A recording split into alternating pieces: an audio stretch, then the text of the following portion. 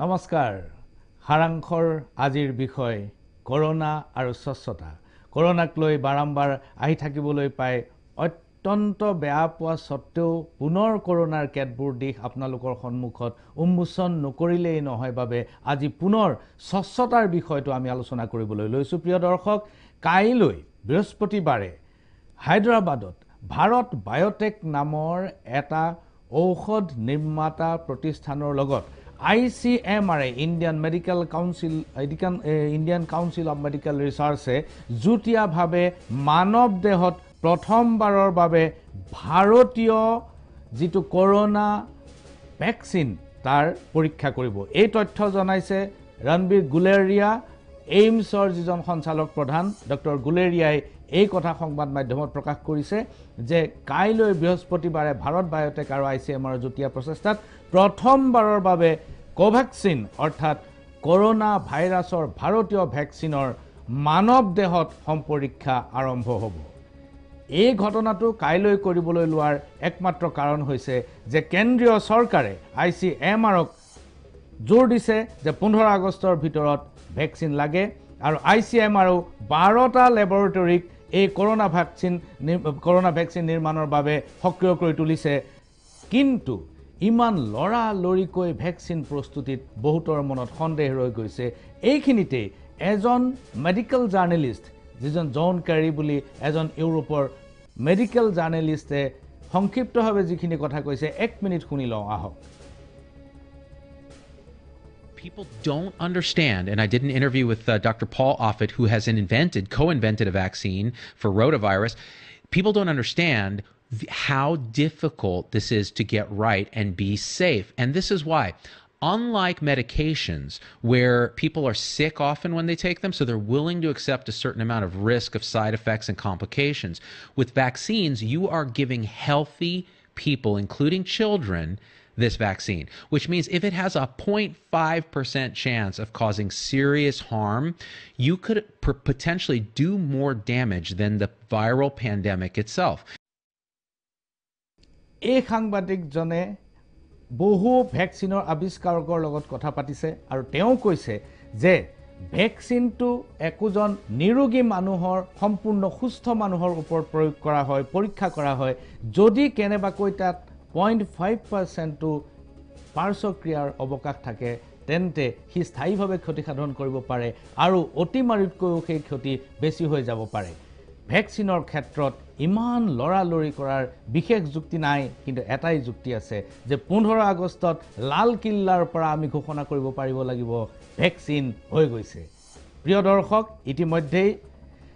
সিৰাম institute of India তেওঁলোকে অক্সফৰ্ডৰ ভ্যাকচিনৰ লাইসেন্সৰ কাৰণে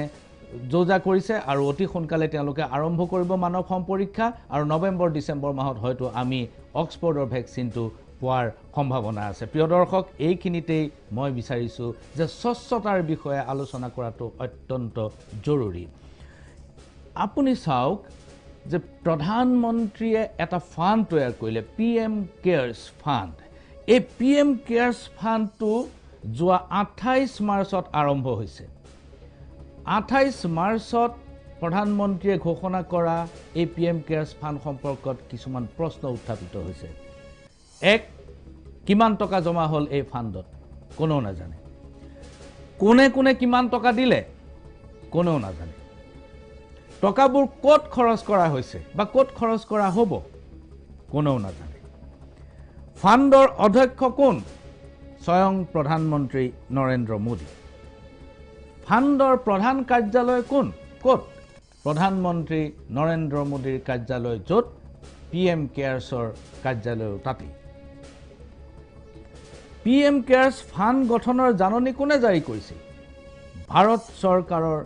corporate মন্ত্ৰালয়ে মন কৰিব যে ভাৰত চৰকাৰৰ কৰ্পোৰেট মন্ত্ৰালয়ে 28 মাৰ্চত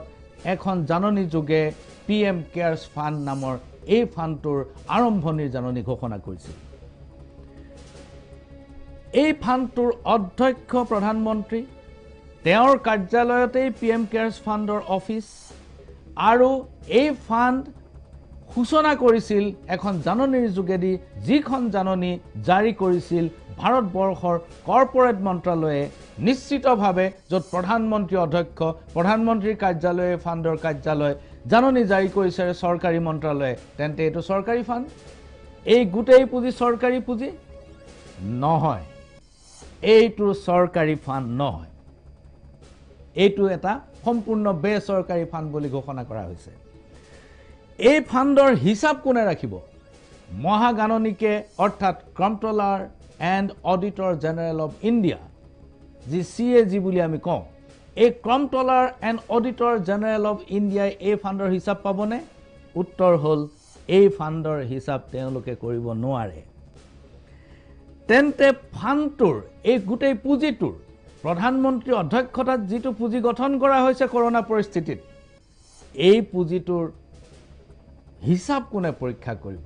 ইয়াৰ উত্তৰটো কোনেও নাজানে সম্ভৱতঃ কোনেও নকৰে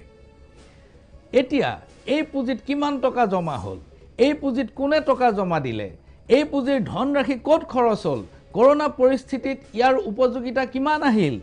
এই কথাবোৰৰ প্ৰশ্ন যদি মই ৰাইট টু ইনফৰমেশ্যন অৰ্থাৎ RTI জাননী যোগে যদি জানিব বিচাৰো তেন্তে এই তথ্য মোক দিয়া নহব ইয়াত মই কেইটামান তথ্য আপোনালোকৰ আগত উত্থাপন কৰিব খুজিছো যে প্ৰথম কথাটো হ'ল যে RTI যোগে মই কোনো তথ্য নাপাওঁ আপুনিও নাপায় এই ফাণ্ডত কিমান টকা জমা হ'ল আপুনি নাজানে এই ফাণ্ডৰ টকা ক'ত খৰচ কৰা হ'ব আমি নাজানো মহাগাণনিকে এই ফাণ্ডৰ পৰীক্ষা হিচাপ পৰীক্ষা কৰিব নোৱাৰে তেন্তে এই ফাণ্ডটো চৰকাৰী ফাণ্ডো নহয় তেন্তে এই ফাণ্ডৰ হিচাপবোৰ কেনেকৈ পাম আমি কিছুমান বেচৰকাৰী উৎস এটা বেচৰকাৰী এজেন্সি ইণ্ডিয়া স্পেণ্ড নামৰ এটা বেচৰকাৰী এজেন্সিয়ে খবৰ দিছে যে এই পুঁজিত প্ৰধানমন্ত্ৰীৰ পুঁজিত 28 মাৰ্চে সূচনা হোৱা পুঁজিটোত 9,677 কোটি টকা জমা হৈছে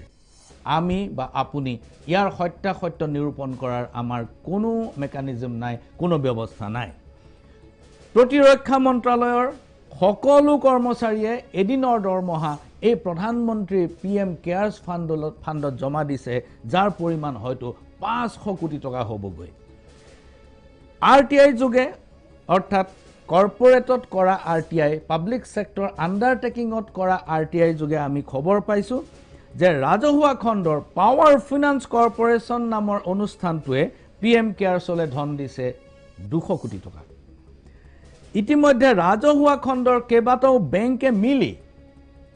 PM কেয়াৰ্ছলৈ দিছে 200 কোটি টকা মন কৰিব RTI PM কেয়াৰ্ছলৈ কৰা হোৱা নাই RTI কৰা হৈছে বেংকলৈ RTI কৰা হৈছে ৰাজহুৱা খণ্ডৰ প্ৰতিষ্ঠান পাৱাৰ ফাইনান্স কৰ্পোৰেচনলৈ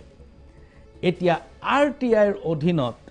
PM কেয়াৰ্ছৰ কোনো তথ্য পোৱা নাযায় PM কেয়াৰ্ছ গঠন হৈছে কোভিডৰ বাবে PM কেয়াৰ্ছ গঠন হৈছে কৰোনা পৰিস্থিতিৰ ব্যৱস্থাপনাৰ বাবে PM কেয়াৰ্ছ গঠিত হৈছে কৰোনা ৰোগীক সাহায্যৰ বাবে যিখন জাননী জাৰি কৰা হৈছে বিশেষ পেণ্ডেমিক পৰিস্থিতিৰ বাবে এই পুঁজি গঠন কৰা হৈছে বুলি ঘোষণা কৰা হৈছিল কিন্তু তাৰ হিচাপ কোনেও কাকো নিদিয়ে এতিয়া আপুনি এখন নোটিছ চাওক এখন জাননী চাওক চৰকাৰে কৈছে যে এইখন এখন চৰকাৰী ট্ৰাষ্ট নহয় ভাৰত চৰকাৰে এটা RTI ৰিপ্লাইত কৈছে যে এইটো এটা চৰকাৰী ট্ৰাষ্ট নহয় কিন্তু এইটো এটা চৰকাৰী ট্ৰাষ্ট এইটো এটা চৰকাৰী পুঁজি এই চৰকাৰী পুঁজিটো প্ৰতীয়মান কৰাৰ বাবে আমাৰ হাতত তথ্য আছে এই জাননীখন চাওক যে ইয়াত সত্যটো হ'ল যে এইখন এখন চৰকাৰী ট্ৰাষ্ট ইয়াৰ কেইটামান কাৰণ আছে প্ৰথম কথাটো হ'ল যে ইয়াত এখন চৰকাৰী জাননী যোগে অৰ্থাৎ কৰ্পোৰেট মন্ত্ৰণালয়ে 28 মাৰ্চৰ দিনা এখন চৰকাৰী জাননী যোগে এই গোটেই ট্ৰাষ্টৰ সূচনা কৰিছিল ইয়াৰ পিছত এই যেতিয়া চৰকাৰী জাননী যোগে যেতিয়া হয় এই বাক্যটো চাওক any authority or body or institution of self government established or constituted by notification issued or order made by the appropriate government. অৰ্থাৎ চৰকাৰী কৰ্তৃত্ব থকা যিকোনো মন্ত্ৰালয়ে বা যিকোনো প্ৰতিষ্ঠানে যদি জাননী জাৰি কৰি কিবা ঘটনা কৰে তেনেহলে সি এটা চৰকাৰী অনুষ্ঠানত চৰকাৰী জাননী যোগে হোৱা চৰকাৰী অনুষ্ঠানত পৰিণত হয় মিস্টাৰ হাবিবুল্লাহ যিজন আমাৰ আগৰ মুখ্য তথ্য আয়ুক্ত আছিল মিস্টাৰ হাবিবুল্লাহ কি কৈছে চাওক আপুনি যে পিএম ইয়াত এখন গ্ৰাফিক্স আছে আপুনি চাই ল'ব যে মিস্টাৰ হাবিবুল্লাহ এই গ্ৰাফিক্সটো The government of India has set up the Prime Minister's Citizens Assistance and Relief in Emergency Situation Fund. এইখন হৈছে নোটিফিকেশনখন এইখন 28 তাৰিখৰ নোটিফিকেশনখন য'ত চৰকাৰে এই কথাটো ঘোষণা কৰিছে এতিয়া মই আহিম এটা গ্ৰাফিক্সত চাব আপুনি যে হাবিবুল্লাহ যিখিনি কথা কৈছে আৰটিআই যিজন মুখ্য এটো ভুল হৈছে এটো হাবিবুল্লাহ যিজনে এই কথাটো কৈছিল যে দুটা ফান্ড দুটা এটা হল যে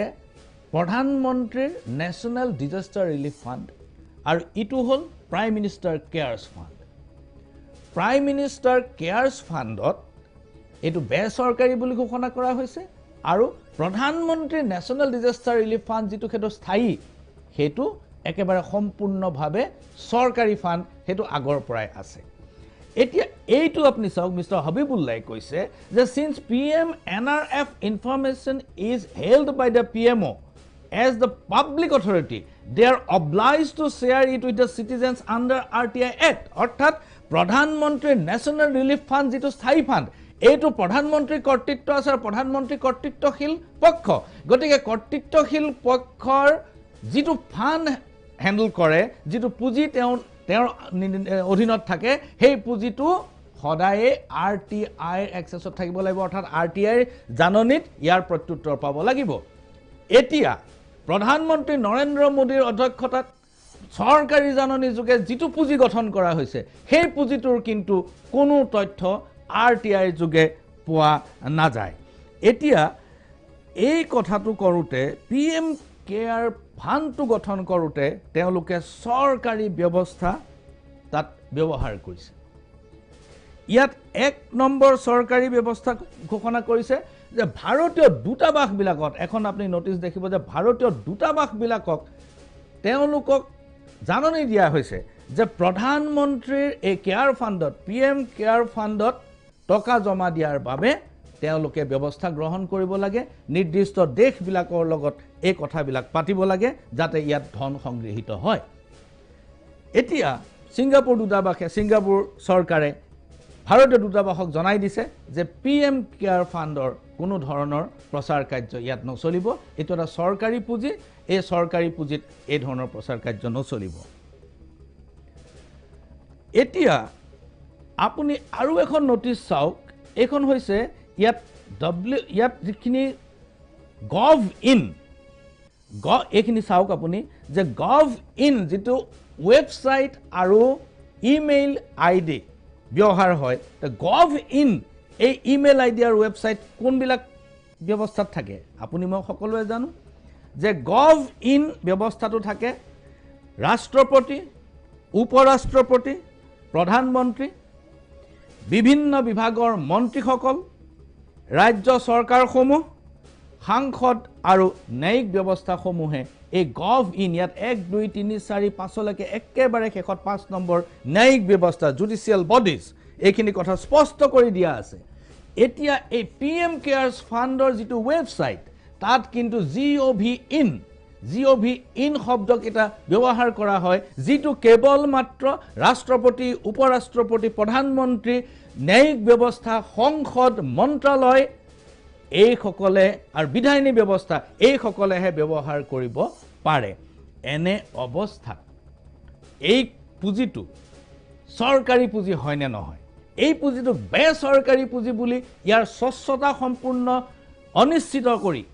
মানুহক ইয়াৰ পৰা হিসাব আৰু টকা জমা হোৱাৰ সকলো তথ্যৰ পৰা বঞ্চিত কৰাৰ ৰহস্যটো কি মই আকৌ আহিব খুজিছো যে পিএম কেয়াৰ্স ফান্ডত ধন জমা দিলে আয়কৰ 100% ৰেহাই পায় 100% ইনকাম টেক্স ফ্ৰী 100% টেক্স ডিডাকশ্যনৰ পৰা মুক্ত আপুনি যদি এটা বেচৰকাৰী ফাণ্ডত বেচৰকাৰী পুঁজিত যদি ধন জমা দিব লাগে তেন্তে নিৰ্দিষ্ট চৰ্তটো হ'ল যে আপুনি বছৰটোৰ ইনকাম টেক্স দিয়াৰ পিছত যিখিনি টকা থাকে সেইখিনি টকাৰেহে আপুনি বেচৰকাৰী পুঁজিটোত ধন জমা দিব পাৰিব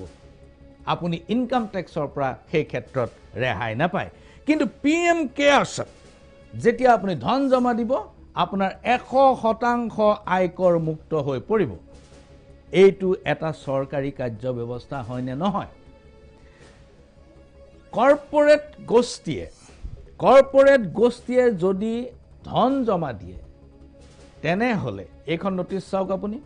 কৰ্পোৰেট গোষ্ঠীয়ে যেতিয়া ধন জমা দিব any contribution made by a company to PM Cares Fund shall qualify as corporate social responsibility অৰ্থাৎ CSR যিকোনো কৰ্পোৰেটে এই প্ৰধানমন্ত্ৰীৰ যিটো কেয়াৰ্ছ ফাণ্ড তাত যদি জমা দিয়া টকা তেতিয়াহলে সেইটো কৰ্পোৰেট সোশিয়াল ৰেসপন্সিবিলিটি বুলি গণ্য কৰা হ'ব কৰ্পোৰেট সোশিয়াল ৰেসপন্সিবিলিটিৰ অৰ্থটো হ'ল যে